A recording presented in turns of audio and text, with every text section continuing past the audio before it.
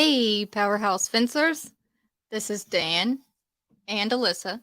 I'm and Dan. She's Alyssa. New and improved for this week. Welcome to the show, presented by Memphis Fence Company, Memphis Fence Manufacturing, and Simpalo. So that's actually Memphis Fence Company, MFC Manufacturing, and Simpalo. It's right here if you need some notes. I did need some notes, but I need them in front of me. Oh, sorry. I didn't do a very good job of that. You did not, but you assumed Zach would be here. So, all right. Well, I'm filling in for Zach. I'm Alyssa, Dan's wife, and the best he could find. Shh. You shush. You're not supposed to tell him that. Oh, I'm not Dan's wife. Yeah. All right. I'm done. Oh, that's okay. Well, thanks for tuning in today. We have some listeners in Canada now. We always like to update everybody on our international listeners. So we have a listener in Canada now. We had some in Italy, but I think that's kind of cheating. I think that was Ilaria and her family over there. She our listener came back. Yeah. Our Italian that's right. So we have no more Italian listeners.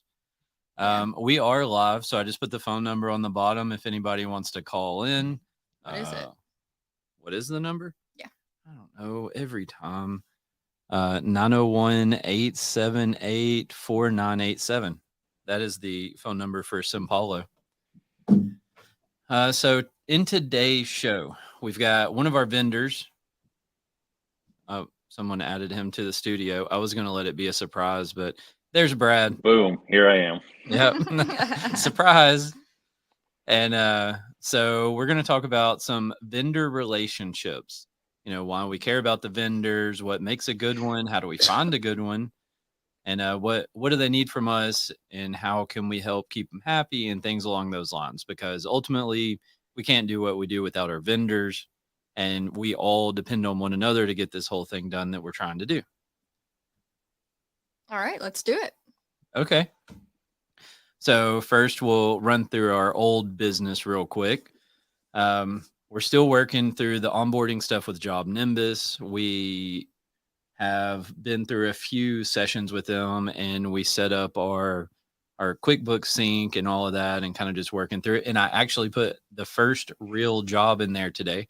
It was a manufacturing job that I was able to put the lead in and kind of build the estimate and stuff inside of Job Nimbus. So we're really still like in the very early stages of it and trying to figure out how it works, to be honest, but it's pretty exciting. Looking forward to seeing what it can do and see how it helps us out.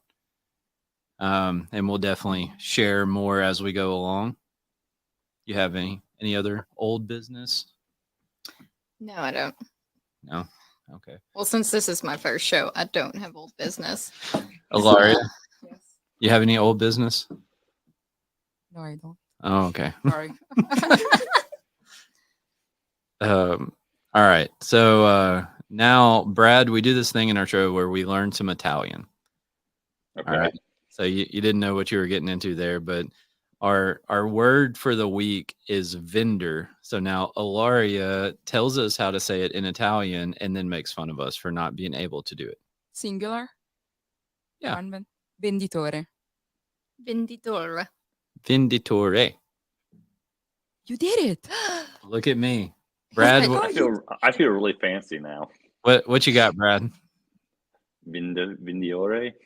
Close enough. But we're all surprised about Dan. Good job, Dan. That was an A for you. Oh, thank you. I've been practicing. That's what I do on the way to and from work. I practice my Italian now. Exactly. He's the one who makes up the word. That's the word of the week. So he can just practice. That's a good point. That's okay. I feel very appreciated. I never do that though. I've never. That's why I picked you. You're smarter than me. I pick the word every week, and I've never even realized I could cheat. You could cheat. So, anyways, if you hadn't figured it out by now, our guest for the week is Mr. Brad Rude. So, Brad, how's it going, everybody? Welcome. Can we say where he's from or no? Yeah, we can say where you're from, right? Yeah. All right. Hailing from Stevens Pipe and Steel. He works out of the branch in Nashville. So correct. Mhm. We do some business with Brad up there in Nashville, and he runs trucks down here to Memphis. And where all do your trucks go? All over the country, but our branch in particular, we mainly focus on Tennessee, Northern Alabama, Western Kentucky, a little bit into Arkansas, maybe up into Missouri every once in a while. Yeah. So, but as a company, all across the country. How long have you been our rep? Since we've bought Stevens Pipe, Yeah, probably. pretty much, yeah. Yeah. I think there might have been a few way back when me and Dan were in high school, but Right. pretty much it's been since I've been, yeah.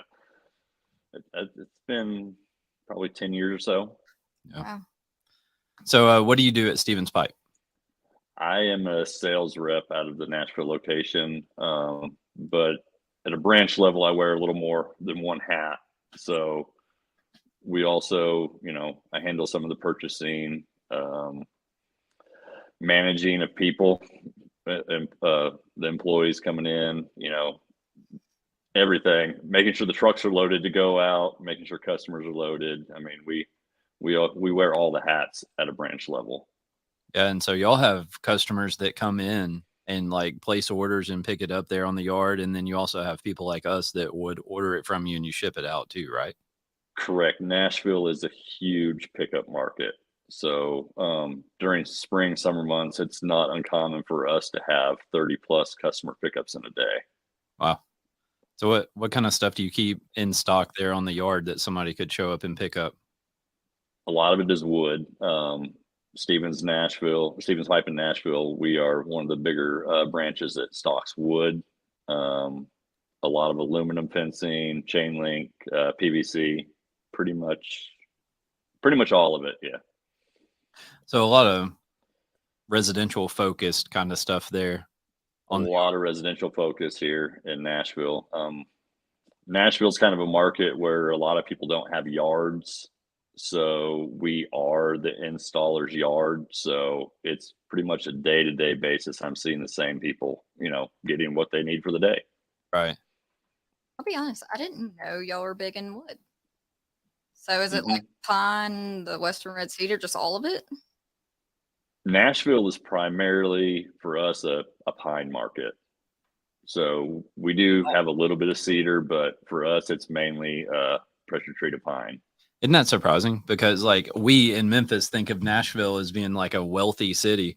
And we talk about that too, that Memphis is primarily cedar from what I understand, and Nashville is primarily pine. And yeah, that's crazy. I guess maybe the rich people in Nashville spend all their money on like a fancy fence to go around the front yard and then just put some pine back there in the back or something. I guess so, yeah. Yeah. But is it like a lot of pine picket? Because when we go up and we see like Franklin and Brentwood and stuff, it's a lot of like ranch fence too. That farm fence is really big as well. We do both, but it is both of it. So, I mean, I know I had probably 1,500 to 2,000 feet worth of farm fence go out today, and it's a rainy day. So, nice.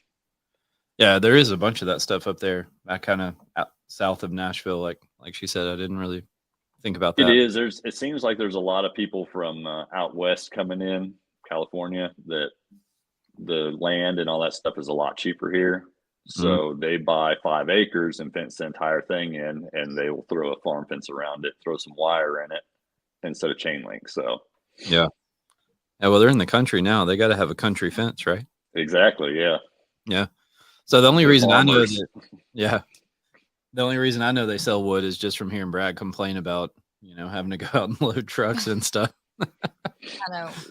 Yes. Like right. It is a lot. Yeah.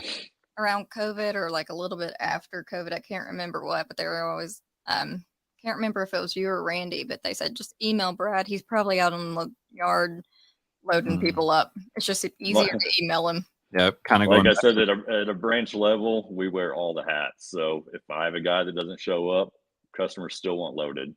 Yep. So yeah. So I would say listeners, maybe just think about that, like with your vendors and everyone, like if you struggle to find labor, guess what? They do too. So Oh, it's everywhere. yeah. So I personally try to be very understanding of that in like any kind of service situation. If I go to a restaurant or anything, I always try to just remember like we have problems trying to hire people at work. I'm sure this restaurant does too. So Yeah, working in the service industry makes you really sympathetic to yep. anyone in the service industry. Yeah. So True. I'm probably overly nice to them. Yeah, like we have someone painting our house right now. She started today. She was supposed to start Monday, and she was just so not sympathetic, apologetic. And I said, "Hey, I get it. The Mhm. fact that you're just keeping the communication open is great, but I mean, I get it." So Kenny's question. Brad, how well does your company maintain your yard? How many yard employees do you have that pull customers and clean up the yard on a regular basis? So for that, I think maybe just an average because we've already talked about how, struggle to keep people there. But At our branch, personally, we try to keep about 4 guys on forklifts. We also have 2 in our hardware warehouse, and then we have 2 in the gate shop, 1 welder and 1 gate filler. yeah. So we're one of the smaller Stevens branches for sure. So what would you say the turnaround time is? Maybe not turnover. That's the word. What would you say the turnover is for your employees on the yard? Do you have like a group? Is that group been with you, or would you say people don't really necessarily like working on the yard very much? We're kind of in the transition of a new crew right now. Summer months tend to kill us on that. It's hot. I mean, we have about a 9-acre asphalt lot. Yikes. So when it's consistently in the 90s, it starts to wear them down. So Mhm. Yeah. always summertime, we start losing some people. And then once again, when it's cold, I mean, it's an outside job. So Get them some air conditioned forklifts, man. That way they Yeah. all go park around behind the building and just sit in the forklift. Exactly. Yeah. Yeah. I mean, you tell people that when you hire them, it's hot when it's hot and it's cold when it's cold. It is Mhm. what it is. So Yep. And trust me, I know, because that's when everybody wants to call out. Nobody calls out when it's 70 degrees and sunny out. It's when it's cold and raining or 100 degrees. yeah. Yeah. I don't know. I'd kind of rather be at work on the junky days and be off on the nice days to go do something I want to do, I guess. And it is tough when it's hot. Summertime's tough. It's hot. Yeah. All right. So why do we care about our vendors? Oh, anybody got any ideas on that? Well, just like employees, we can't do the jobs without them. So that would be my answer. Yeah. Yeah. It's pretty hard to sell material that you can't buy. Yeah. Right. We can't go install a fence if we can't buy something.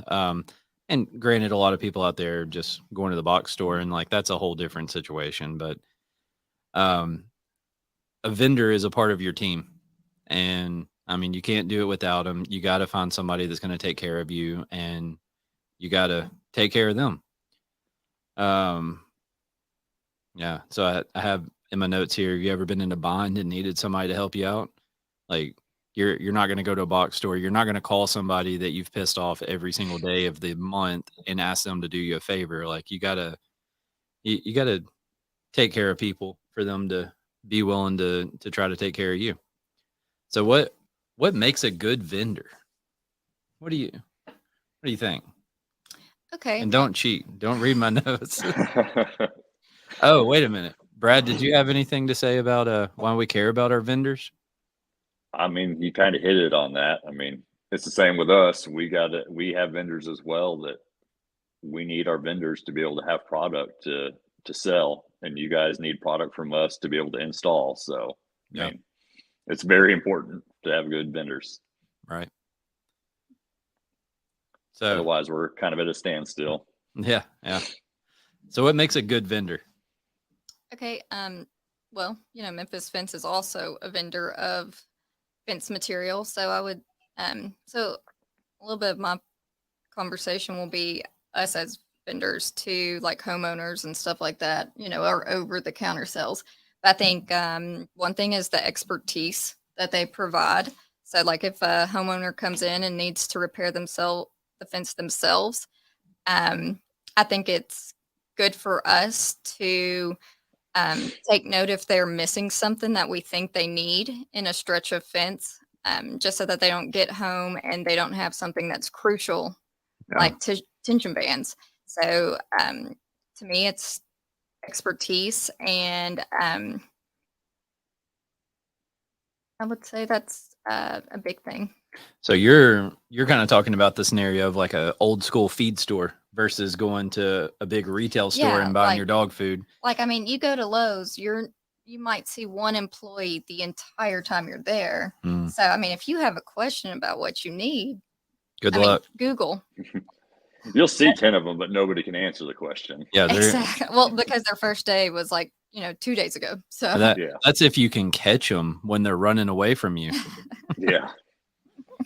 So, I'll say for me, like in, our fence world, kind of like us being the buyer, response time is really probably the number one thing for me. It's really frustrating to me whenever you send something to a vendor and you're like, hey, can you give me a price? And then you just hear nothing.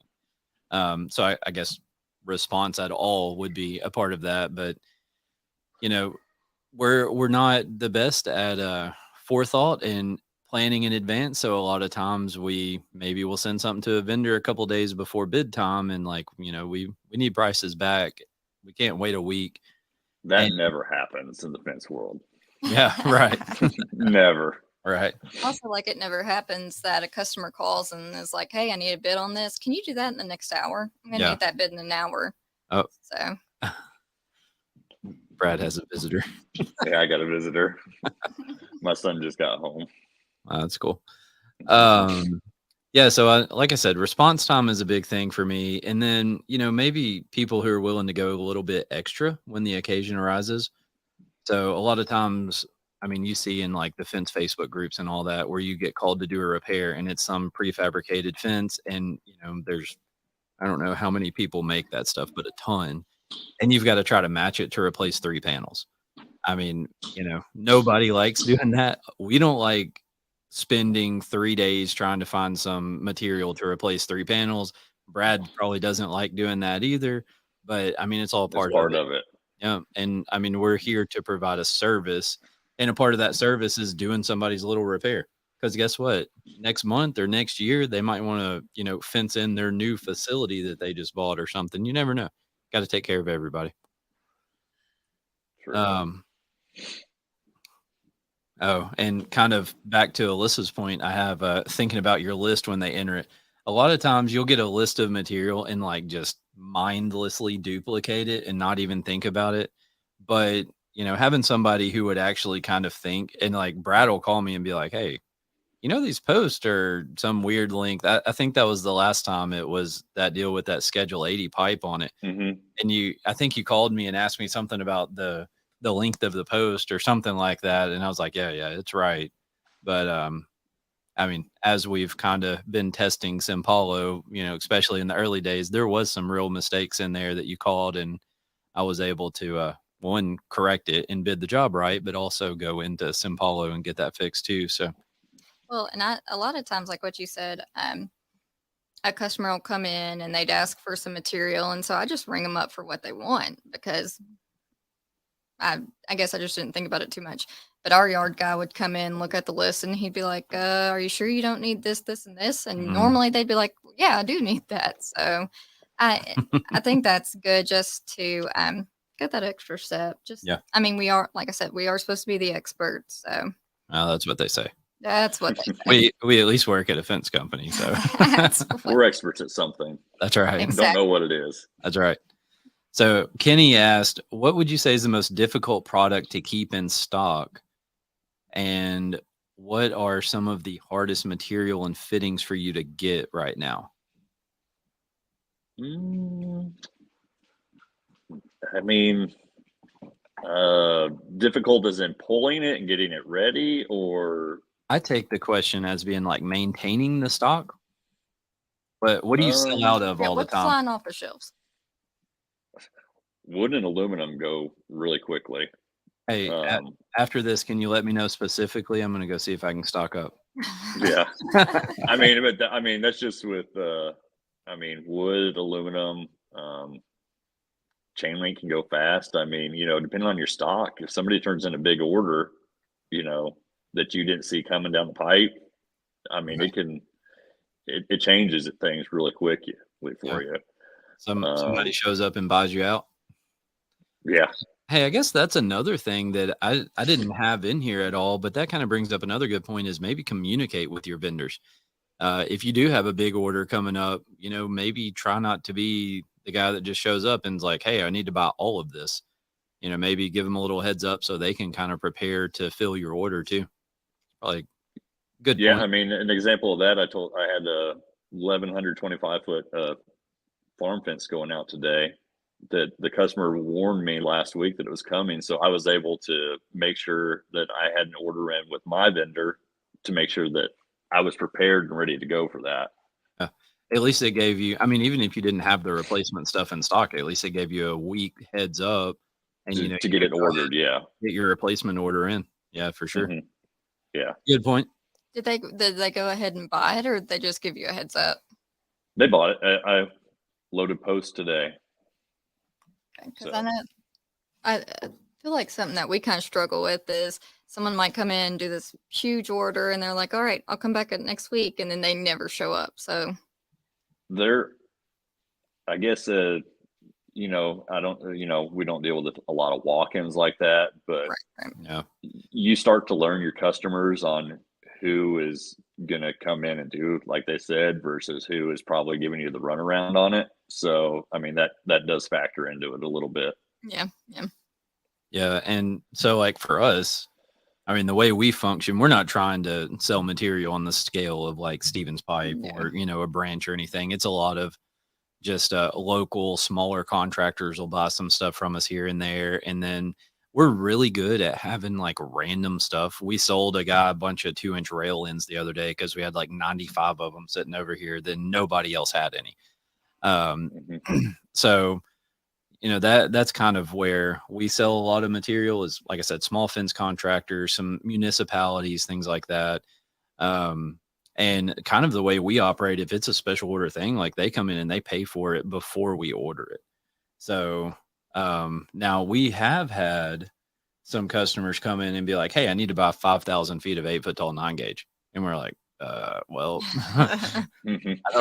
we don't have 5,000 feet sitting here. And so, we were able to work something the way he really wanted it was like 1,000 feet at a time or something like that. I forget exactly what it was, but I think he just came back over the course of several weeks and picked up like 1,000 feet at a time. And, that was somebody that had been buying for us for a while. And we did go ahead and just buy the whole order and, let him just come pick it up as he wanted. But so what are you having a hard time getting?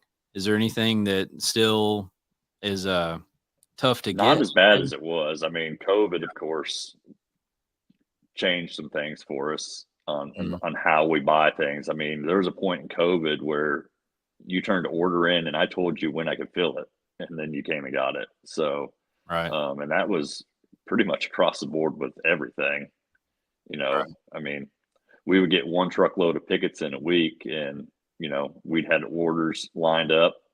The oldest ones, we called them, gave them an opportunity for about a day to respond if they wanted it. Otherwise, we moved on to the next one. I mean, different manufacturers put us on buying programs where we're only allowed so much. I mean, COVID was definitely a challenging time, but pretty much past a lot of that right now. When you call somebody like Stevens Pipe and you're like, hey, you can only buy so much of whatever it is, that's pretty crazy. It definitely was. Yeah. And a lot of people get mad at you, but I promise you, I want to sell it too. I don't get paid unless I sell it. So. Right. Yeah. That's kind of that whole conversation earlier of, we're in the service industry, like things are outside of our control. I mean, we do the best we can. Right. So. True. So how do we find a good vendor? That's a tough question. That is a tough question. All of our vendors have been here basically since I've been here for 5 Well, years. if you didn't know, Randy found me on Tinder. It was kind of one of those classic both swipe right type of moments. So Pro tip. Little background on that one there. pro tip. Pro tip. Go on Tinder. So we've been doing epoxy in our kitchen at our house, and I don't know how many YouTube videos I've watched of people So doing many. this stuff, trying to figure it out. And there's this one guy, and about 10 times in every video, he goes, "That's a pro tip." And so now I just started saying it to her, and you see, it's wearing off on her. So, but he always does that, and I'm like, dude, that's everything you say. You're the professional, and I'm a dum. It's all a pro tip. Like, you don't have to point it out. But anyways, Rubbing it in. all right. So Tinder is an option of how to find a vendor, apparently. So That's I don't probably know. my favorite. wait a minute. So someone could make an app called Vendor. VINDR. Yeah. I don't know how you spell Tinder. I don't. TIND. Look at your phone. No, Brad, can you tell us? That's been a long time ago. But yeah, there we go. I mean, a lot of it is us cold calling. I Yeah. mean, as far as that, we're trying to find people just as much as you guys are trying to find vendors. Man, that So even a company as big as y'all are just cold calling still? Mm-hmm. Yeah.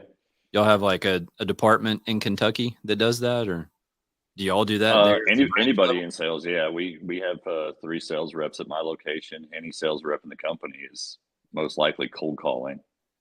So that's one of the things about Stevens is we don't technically have like sales areas. We're free to go wherever.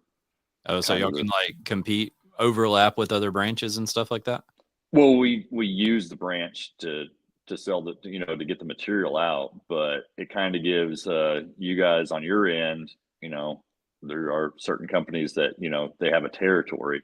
Mhm. Our theory is, Terry's theory is he doesn't want to lose out on the potential business of a customer because they don't like the person in that area. So we're free to go wherever, and we can use whatever branch we need to get you the material.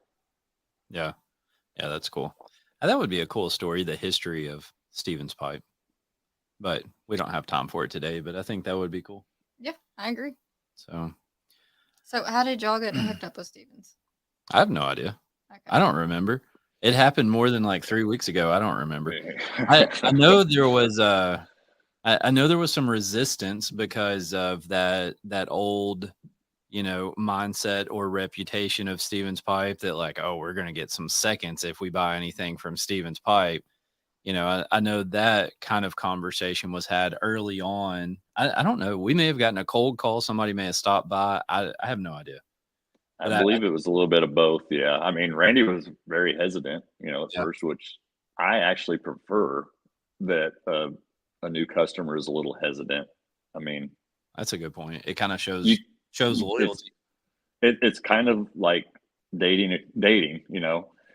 It's all cool for a one night stand. Somebody's going to jump on board real quick, but in all reality, is that relationship going to last? Right. So, Yeah. I mean, on the vendor side, somebody that you cold call and is willing to give you an order right off the bat without questioning, it definitely throws red flags Yeah. to what you're getting into. Yeah. It's a good point. So, I mean, there's usually an underlying issue on why somebody's willing to jump that quickly. Mm-hmm. Well, I guess that I never even thought about that, but how do vendors find good customers? So that you just answered one part of that. But Yeah, I mean, so I had to hear, well, maybe we just get lucky, maybe you so I know I've said this before. I'm going to say it again. My personal opinion, and we talked about this with Kurt episode or 2 ago or something like that, whenever it was, my opinion, the company doesn't matter as much as the rep. Okay. If you got a rep that's going to take care of you, that makes all the difference in the world. And now the company plays a role in it. Don't get me wrong. I don't want to be completely dismissive of that, but I still think the rep is the more important part of the equation. And just a point of that is just to put us on blast a little bit, that when we were going through a difficult time, we went to Brad and Stevens and like, hey, we're going to pay you your bills. You know, we're going to pay these. One of these days. Yeah. But, you I- know, it's kind of a rough patch right now. So, Yeah. and I would say Stevens was probably one of the most forgiving on that. I've had a few conversations with Brad about that Yeah. So, over and the years.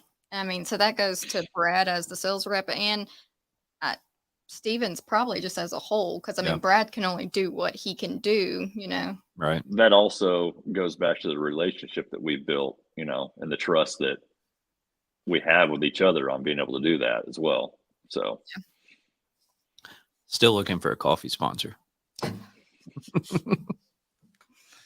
Yeah, for sure. And that's that relationship thing. I mean, it's a huge deal.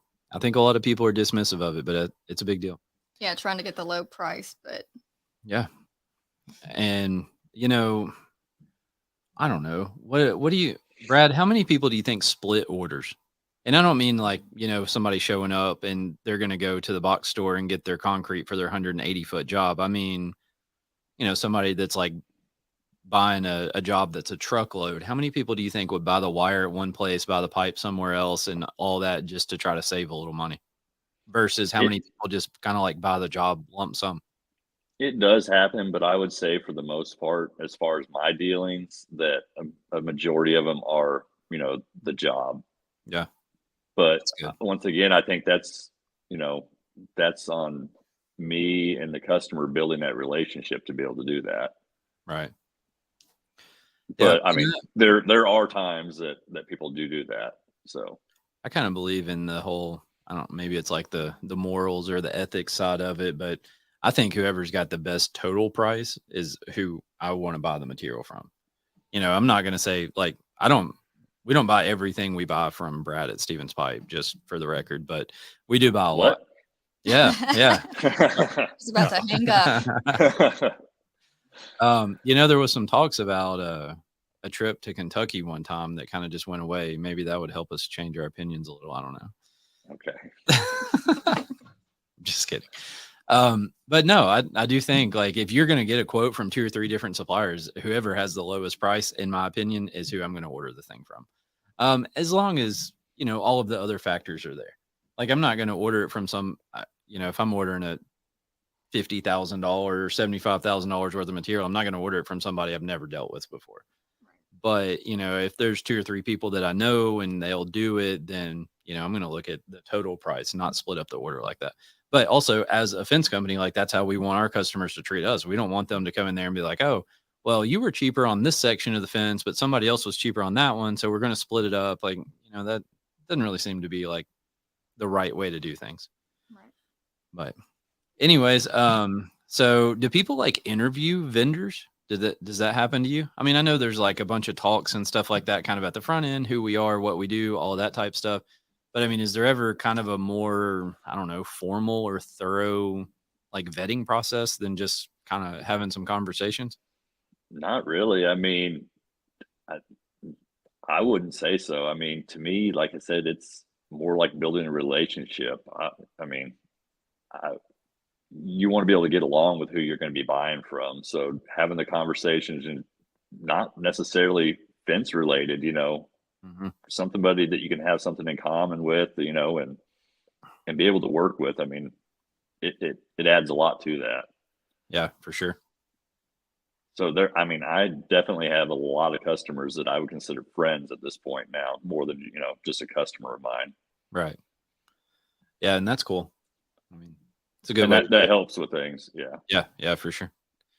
I mean, the at my office in particular, I mean, that's what we preach, is build that relationship with the customer. So Yeah, so I have a cool story about that. We had a sales rep for a company that sold like power tools and, you know, consumables for power tools and things like that. And we were looking for some specific, like a bit or something like that we needed. And I called the guy up and he's like, man, I'm out of town, but go to my house. He's like, you know where my house is. And he said, I'll give you the code to my garage and there might be one in there. Just go dig around and see if you can find it. And I mean, this guy had like, you know, something like a 62 or 63, like pretty nice Corvette sitting in the garage and had like a bunch of other stuff in there. and I'm just over here rummaging around through his garage. And, so again, the relationship thing, not to keep beating that dead horse, but There's not a lot of chain link in my garage, so yeah, right. I don't recommend that one. Yeah. No, it doesn't apply to everyone, but in his scenario, like he did have he had a little shelf over there with some stuff on it and all that. So, but he also had like, the tool truck thing, and like a lot of the stuff he just kind of like had on him in his vehicle or maybe at his house or whatever that he was selling. They did have a location here, a store, but a lot of it was on him. Well, now I feel like social media is playing a big part of how the new guys are finding their vendors. Just on that Facebook group that we're a part of. Oh, you'll you see 'em people all the time asking who's better, or who can I get this from, Yeah. or Where can I buy this? Where can I buy that? this? I've gone to Brad a few times and been like, hey, do y'all sell this? I don't know. Let me look. And I guess you have like a list of. I got a vendor list as well. Yeah. Yep. And so he'll go in the vendor list and be like, yep, I can buy that. And Yeah. I know one person that's on your vendor list that you won't buy from again. We experienced that. Yes, we did. But yeah, so that's pretty cool. I find a lot of new vendors when Dan calls. Dan never calls me for simple stuff. I like the If weird it's stuff, something- man. I know if I see Dan in my email that I've got something weird coming. Sometimes. Mhm. But That's because he doesn't say no. So people know to call him if they have a weird project. And he's like, yeah, sure. yeah, no. I can't remember. It maybe was that job with that Schedule 80. So that Schedule 80 pipe's going on top of some kind of acid treatment facility, and the bottom of the fence is like 92 or 94 feet in the air. And the first time they called me, they're like, hey, I was told to call you that you'd probably be willing to look at this. And I was like, oh gosh, yeah, this is going to be something crazy. And it actually was something crazy. So, but anyways, so what can we provide our vendors? I mean, there's the obvious stuff on the front end. But what about like what can we provide when we're requesting a quote, or kind of as we're working together to help be treated in a way that we're not put on the back burner? I guess I don't want to say a priority, but like we're not back burnered. What do you need from us to help from that aspect? Remove the word standard from your vocabulary. Yep. There is no such thing as standard. I mean, that when anybody gets that and says a standard, there's no standard. I mean, everybody does different things with it. So that's every email I send you. Yeah, just the regular black vinyl commercial chain link. So I'll work on that. But I've dealt with you guys long enough that I know what you typically would use. So when you say that, that's a little bit different than somebody just saying, I just need a standard commercial fence. I Right. gotcha. So And man, we deal with that too. I just want standard height. Well, Oh, okay. Like I'm going to give you 14. I have a lot of Is that what those. you want? Yeah. Like you just said, you're going to give them 14 foot tall. You tell me you want standard, we're going 40 weight, 9-gauge wire. Let's race and trust this thing. Yep. Yeah, we talked about that the other day. I actually have that as an example here in a minute. So, and what about material list? Like, how you got anything you want to say about that? I mean, the material lists definitely help. I know you have your Simpala thing. We have a program that we can use in-house to help us with quoting, where if you give me a layout of a drawing or even just tell me the footage and corners and end posts, it'll give me a product list. But the main thing is weights and diameters of pipe, the gauge, the chain link. I mean, So you the can specs, go all over the place with it. So the specs matter to you more than the quantity. Yes. You don't mind even if there's no specs per se, if you could tell me what you're looking to do. Yeah, I mean, I don't necessarily mean like the specs of the job, but I mean like the specs of stuff I want.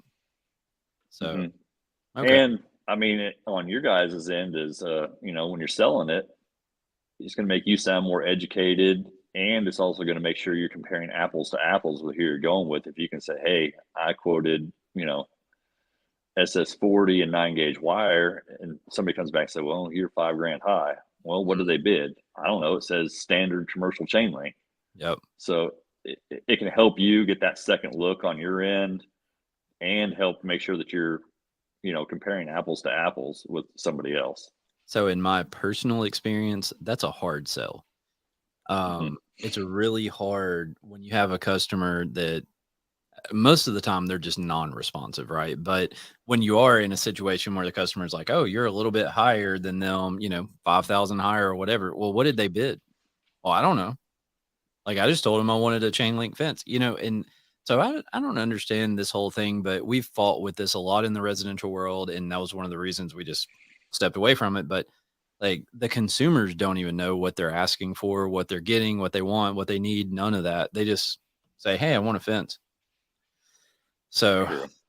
but no, I've had conversations like this with you and with other vendors, and it's crazy to me that there are people out here putting up fence that don't even know. Like, oh, I don't know. I just need a 7-foot overall fence. Like, what size post? What you want? 9 gauge wire? You want 11.5? Well, I don't know. Yeah, so That's crazy. We're quoting something that's going to last you 20 plus years. Bob and is quoting you whatever that's going to last you maybe a year. So, and with a few questions, you can gauge your customer on which direction you need to go with that. If they're just saying they want a fence up there, well, what are you trying to keep out or keep in, or what's your end goal with this? And you can kind of on your end gauge, Yeah. Hey, this person wants something heavy duty. I need to beef it up. Let's go SS40 9 gauge wire. I don't know. I just want something cheap. Okay, Right. well, let's lighten this up and just get it done. I don't remember who I heard talking about this, but I think it was a contractor fight guy. I can't remember his name, but anyways, Mike Reber, I think Tom.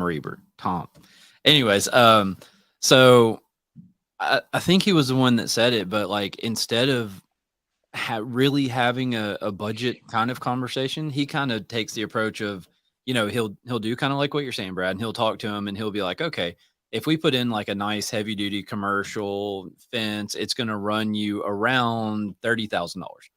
Right now, we can back up on that material and get you something a little bit lighter, and maybe that's going to run you, I'm just going to throw out some random number, 25,000. And, he'll kind of have like a really preliminary, like budgetary conversation like that with his customers on the front end. And it kind of like does a little bit of like what you're saying, and kind of just steers them in the direction that the customer wants, and, helps them fill out their budget and exactly what they're looking for. So yeah, I think that's a solid idea. Of course, I mean, you could do the whole like good, better, best thing, but now we've got to bid every job 3 times, and neither Preferably us nor not. you want to do that. Right. Yeah. Hey, Brad, can you go ahead and bid this for me 3 times? We wound up doing that a lot anyways, accidentally, or unintentionally or whatever, but we don't want to do it from the front end, I don't think. But all right. So how do we keep them happy? I already have that. Learn material specs, names, etc., and know what you want to order. If you ask for something dumb, you might get something dumb. So when we talked the other day, you mentioned like a 12-foot tall 1-inch mesh with 2-inch post on it, 2-inch line post on there. So I mean, I personally, if someone asked me for a price on that, I would just say that no, it's not going to work. Like, I'll bid it the way it needs to be, but I'm not doing that. And I guess that's what I say. It's like, I can sell you this. It's going to fall over. Yeah. So yeah. Oh, hey, any listeners, if you need some help calculating your material list, Simpolo can help you with that. Or Brad. No, so you get the list from Simpolo and then you send it to Brad. So you send the Simpolo list to Brad. Yeah. There we go. Win-win. Now that we have 1 5/8 top rail combined into one line, we're good. Yeah. Yeah. Well, it's actually still 2 lines, but at least it is together. They're together. Yeah. So at one point, it would put like the 1 5/8 top rail as like the third line item, and then the 1 5/8 braces would be like the 20th line item On the and next page. right. And so Brad would get mad at me. He's like, every time I have to go in here and delete this crap and do it again because your stupid thing puts it all the way down there. I know. Well, I'll do that with some like gate post and terminal post. I'll combine them. The few That's times. not too bad for us. It's when we get to full length stuff and I have to enter by the footage, which calculates a piece count out. And then I, every time I hit one of those 1 5/8 21s, I had to completely redo it. And it would happen 3 times every time. I'm like, so again, the relationship. So what happened? Brad just called me. He's like, hey man, is there some way to fix this? And it took a little bit, but like I got my developers to change something in the software so that it worked out for him. So it didn't matter to me one way or the other because I just needed a cost on the material, but I went through some steps to make it easier on him. So much appreciated. yeah, no problem, man. I'm glad I could help. Thank you. So I wrote down here to send in a material list, not a drawing on a napkin, but seems like that's not as big of an issue. With chain link, that's not that big of an issue. I mean, when you start getting into ornamental or wood or stuff like that we have to break down, I have no problem helping you with that. We as a company are not responsible for your takeoff, but we'll help you. And that kind of goes back to that relationship of I will help you with that. I don't want you to become dependent upon that. Yeah. So, I mean, I'm more than happy to help you learn something and get you out of a bind. But I mean, I'm not going to say I'm not going to do it, but I will prioritize different projects that come through. If you're installing fence, you need to learn material. Like I think that's it. You need to learn what you're selling, there's a lot of options out there. So like not everybody's going to know all of the options, granted, but I mean, at least learn the basics. And if you want a standard fence, learn what a standard fence is made of. And then really get crazy and learn how to calculate material. Because guess what? You can get a list of material from any vendor and it be wrong. I got one today from a steel supplier and they screwed up. And like you still have to go back and check it because ultimately we're all human. Right. And I mean, we all make mistakes on stuff, but I looked at it and I was like, something just doesn't look right on here. And I did some calculations and sure enough, they had shorted one of the line items and I had to go back and add it. Now that was the thing where I'd sent like a couple of different material lists at the same time. And like, he probably just got confused on the quantities or whatever. But I mean, wow. Yeah. So just, by me being able to calculate my material properly, I knew it was wrong. And I mean, when you show up to do a job and there's something missing, like that just comes out of your bottom line. So it would be of service for people to learn how to calculate material. Anyways, enough soapbox. And, you build that relationship with us. We're here to double check that as best we can too. So, yeah. And so we're double checking each other. Correct. So now wait a minute. If you're double checking a double check, is that a quadruple check? I think so. Yeah. I think that's right. You don't think I like so? your math. Yeah. Double check a double check, you get a quad check.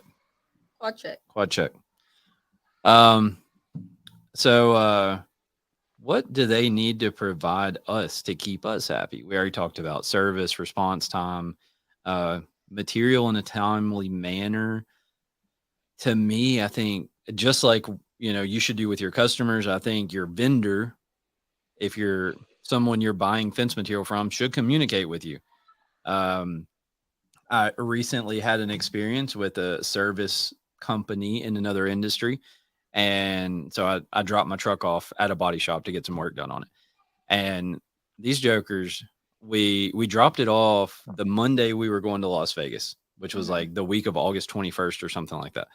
And I scheduled it with them like a month or 6 weeks in advance and dropped it off, of course, thinking it was going to get done that week. Never heard anything from them. So I called them a week later and they're like, oh, it should be done at the end of this week. So that was August 28th. I called them. So into that week, it was done, supposedly today. And I had not heard a word from them for the longest time. And I was trying to wait them out. I was like, I'm going to see how long it takes for them to pick up the phone and call me. And they never did. So I finally called them. And, but, I don't think that our customers should be the ones calling us. I mean, you get those customers that are like annoying, we'll just say. Right. But I mean, in general, I think if we tell a customer we're going to be there in 3 weeks and we're not going to make it, we need to call them, right? Don't wait until 2 days after you're supposed to be there and let them call you. And I think it's the same with a vendor, right? I think if something is supposed to be delivered in 2 or 3 weeks, like I think your vendor should call you and be like, hey, something happened. It's not going to be there. In general, I mean, things are going to slip through the cracks for all of us. But I mean, I think that's a good part of that service. And then, yeah, some help with submittals is cool because I know that's a struggle. I mean, I've done it for a while and like I have a pretty decent handle on it now, but I mean, sometimes we need some help. And the just searching through the internet can be a little bit overwhelming sometimes. Yeah. Well, and Stevens has a lot of stuff on their website. Yep. We Yep. do have a section for submittals on our website that Yep. you can kind of go and pick and choose from. And a bunch of like document information and specifications and all that stuff you Mhm. can go take a look at. Yes. So I'll use that. And I mean, once you kind of figure out how it works, then you can kind of figure out where you need to go. And I mean, I might have to click on 2 or 3 different ones until I find the one I'm looking for. But for the most part, when you learn it, it's not so bad. But I think, And that all kind of ties into knowing your material. but yeah, right. You got to know what it's called that you're looking for. Mhm. Somebody was, Zach the other day was saying something about one of the prefab companies. And he's like, I got to go through this website and click on every single one of these things and trying to figure out which style it is and da da da da. And I was like, yeah, but once you learn, you learn. Like that's a part of it. I mean, you didn't know how to tie your shoes, and now you do that every day. So, I mean, it's part of it. But anyways, so how do we get the best deals? What are some things we might be able to do to get a lower tier of pricing or the best pricing that could come out of Stevens Pipe? Good payment history is a good start to that. Uh-oh. No, you guys are. On top of that, bundle quantities and truckloads. I mean, when you start cutting out some of my labor, it helps me with my pricing. Yeah. So if I'm having to bust bundles of everything down and repackage it, I've got labor involved versus, grabbing a bundle and sticking it on the truck. Right. So buy big and it pay does help. fast. That's good. That should be your slogan. Buy big, pay fast. I mean, recently you had a project and asked if there's anything I could do. I said, actually, I've got half a truck. This fills it out. Yeah. So we were able to make that work. So right. Yeah. I mean, anything that you guys can do to cut down on the costs that we have involved can help with the price, whether it's freight or labor or anything like that. So communicate. Ask the question. Don't be afraid to ask the question. Yeah. Definitely communicate. I mean, that's even with the time frame. Don't call 2 days or even the day before you have a 3,000 foot project and say, hey, by the way, I need this tomorrow. So I mean, you're probably just going to be disappointed if you do that. Yeah. Right. So, I mean, that's a big thing for us, If you got it, let us know. Let us start planning and getting that. And if you have that 3,000 foot project, buy 2 bundles of rail. Yeah. Yeah. Don't get the exact piece count that you need. You're going to use it. So, man, that's hard anymore. I feel like the further we go along, the less inventory anybody wants, including us. And you could probably provide a little bit more information on this than me, but a lot of the inventory, we're taxed on it. So we'll have to pay like personal property taxes at the end of the year based on how much inventory we have in stock in some of the stuff. So that's another thing too, because I don't know how that works for like resale or anything else, but I know with us being installers, some of that stuff we have to pay tax on. So we definitely try not to stock up or bulk up any inventory as we're getting down here towards the end of the year. I get it with some things, but there's also certain things that that as a fence contractor, you're going to use it pretty quickly. So Yeah, we're gonna use some 3-inch tension bands. Like, yeah, right. 6'9", you need 400 feet. Let's just make that a pallet. Right. It's going to happen. So Yeah. So even going to like bundle or pallet quantities, so that'll be one reduction. And then from there would be up to like a truckload quantity. So I guess you have different, like, not to, I don't know, you can say that it's not okay to answer this question, I guess, but I'm assuming that the way the supplier world works is your volume determines your price level. to a point. Yeah. So I guess that would kind of be another thing about the whole, what's that word that I want to say? I can't remember that word. Loyalty Yeah. would be like, maybe the more money you spend with somebody, you might get a better deal too.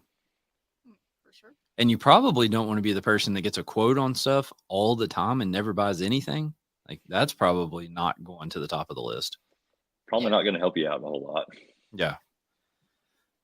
I mean, we know. Right. We know what we quote versus what goes out. So we know when we're Randy Pennington. Uh-oh.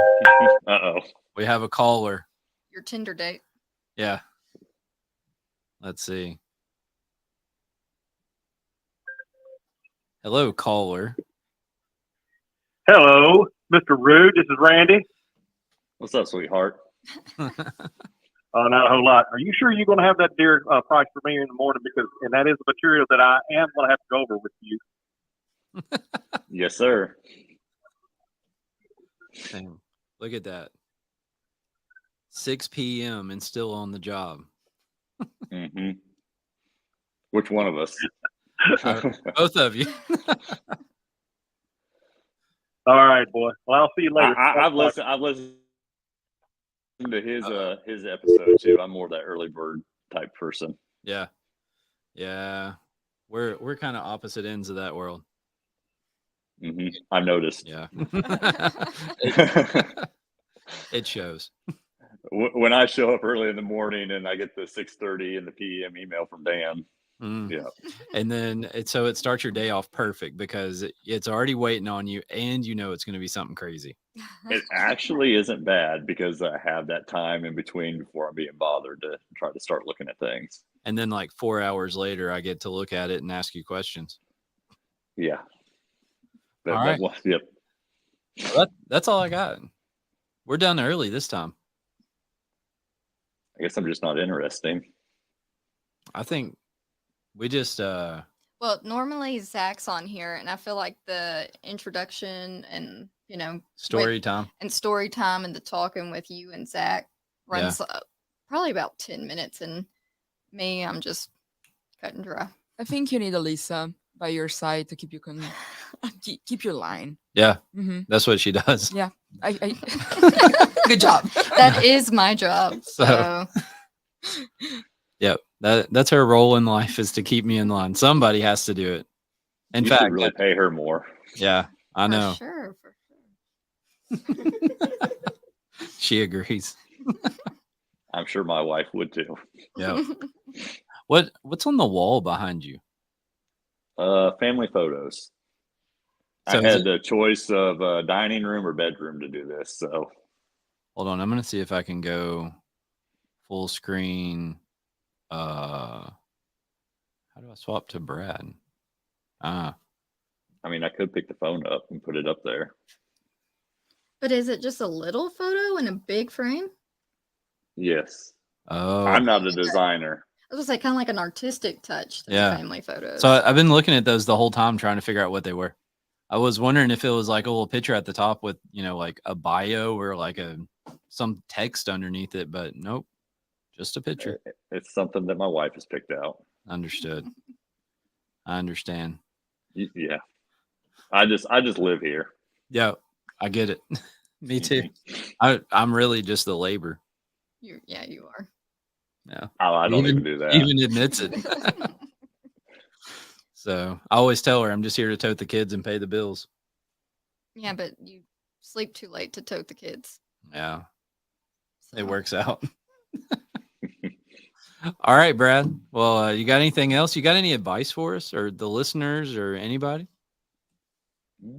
I think we covered a lot of it. I mean, like I said, it is a relationship, so Yeah. that's going to go a long way. When you can build that relationship, it's probably going to work a lot better than if you don't. Right. And What's the most keeping that. Go ahead. Go ahead. I was just gonna say, what's the most frustrating thing about dealing with us? Oh. Oh. Let's air the dirty laundry. They air some dirty laundry, and this is a safe space. Nobody's listening. Yeah. It's just us here. That 1 5/8 rail was getting pretty frustrating having to run back through things. I'm not gonna lie. We fixed it, man. We fixed it. No, it's not bad. It's good. If that's the worst So- thing, that's not so bad. No, I mean, like I said, we kind of have that relationship that if it is something crazy, we're bouncing it back and forth. It's not just pinning it on me to try to figure it out for you. Yeah. So Yeah, no, I try not to do that because I know a lot of that crazy stuff. Like I try to do as much of the legwork as I can instead of just dumping it on you. that is very much appreciated on our end. Yeah. I mean, we Sometimes- will help you, but it is much appreciated to have as much information as possible. Sometimes So it doesn't kinda- work out. And, kind of going back to that whole like True. replace 3 panels on the prefab deal. I mean, sometimes no matter how much looking around you do, you just can't find it. And, sometimes we got to be like, hey, Brad, can you help me? Mhm. Yeah. And so sorry about those, but No, it's all right. Like I said, bounce it back and forth. So so the most frustrating thing that they had has been corrected. That's Wow. good. thank you. Wow.